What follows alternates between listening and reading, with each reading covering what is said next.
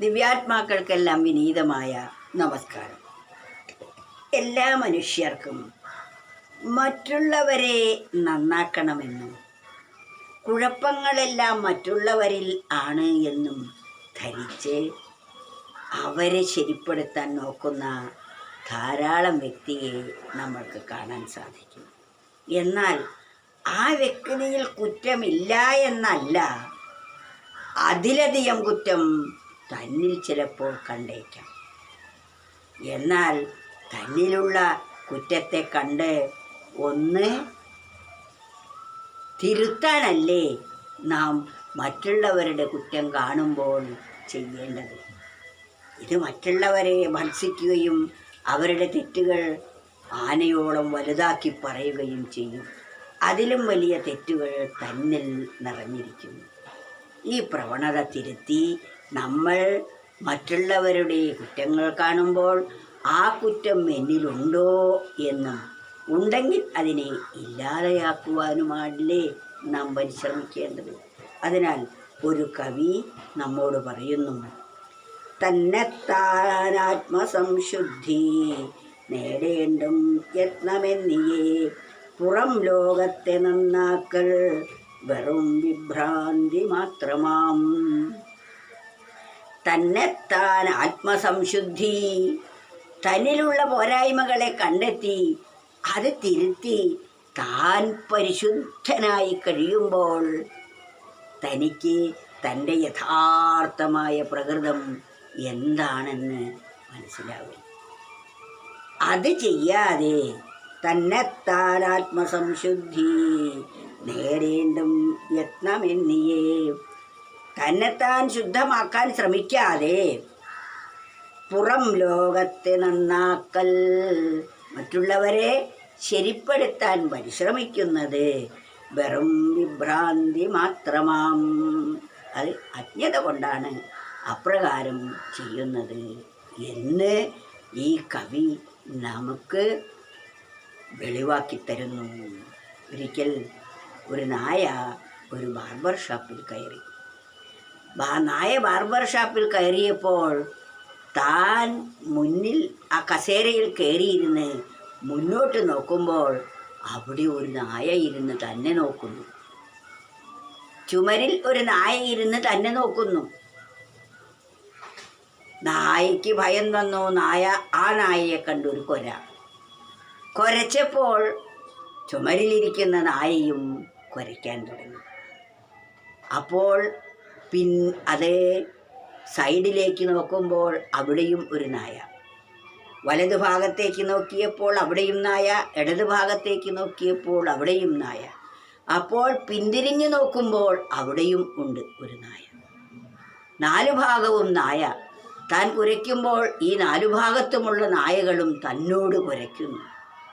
ഇത്രയും പേരോട് താൻ ഒറ്റയ്ക്ക് എങ്ങനെ എതിർക്കും എന്ന് ഭയപ്പെട്ട് ആ ഭയപ്പാടോടുകൂടി നായ ആ കസേരയിൽ നിന്നും പുറത്തേക്ക് ഭയപ്പെട്ടോടി. ഒരു നായ ബാർബർ ഷോപ്പിൽ കയറിയപ്പോൾ ഉണ്ടാകുന്ന അവസ്ഥയാണിത്. എന്നാൽ ഒരു മനുഷ്യനാകട്ടെ ബാർബർ ഷോപ്പിൽ കയറിയാൽ അയാൾ എന്തു ചെയ്യും?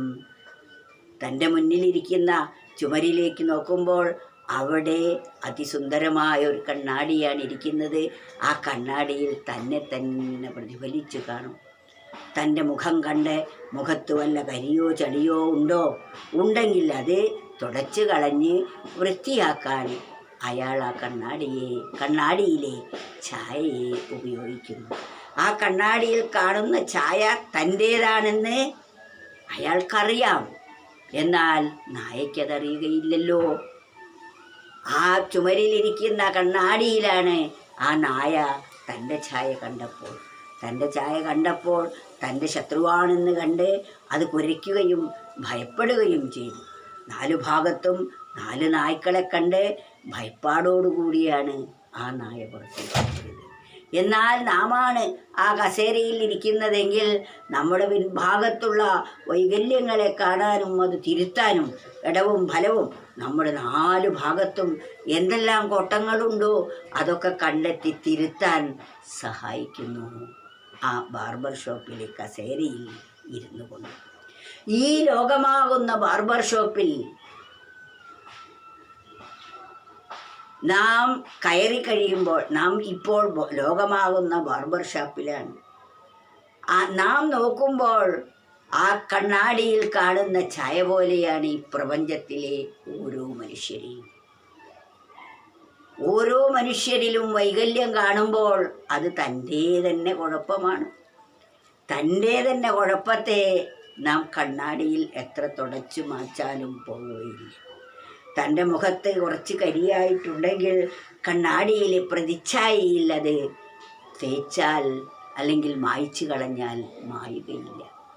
എന്നാൽ തൻ്റെ മുഖത്തിരിക്കുന്ന കരി താൻ തന്നെ അത് തുടച്ചു കളഞ്ഞപ്പോൾ കണ്ണാടിയിലും കരി ഇല്ലാതെയാകുന്നു. കണ്ണാടിയിൽ നോക്കിയത് തൻ്റെ വൈകല്യം കാണാനാണ്.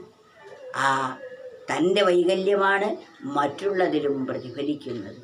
അപ്രകാരം തന്നിലുള്ള വൈകല്യം താൻ കണ്ടെത്തുന്നത് മറ്റുള്ളവരിലുള്ള വൈകല്യം കാണുമ്പോഴാണ്.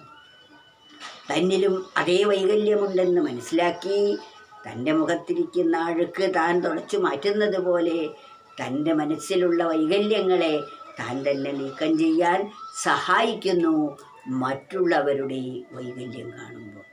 അവരെ ചെറുതാക്കാനോ അവരിൽ കുറ്റം കാണുവാനോ അല്ല. വാസ്തവത്തിൽ അവർ നമ്മിലെ വൈകല്യത്തെ കാട്ടിത്തരുകയാണ് ചെയ്യുന്നത് എന്ന് ബോധ്യപ്പെടുത്തി നാം സ്നേഹപൂർവ്വം സർവരോടും പെരുമാറേണ്ടതാണ്.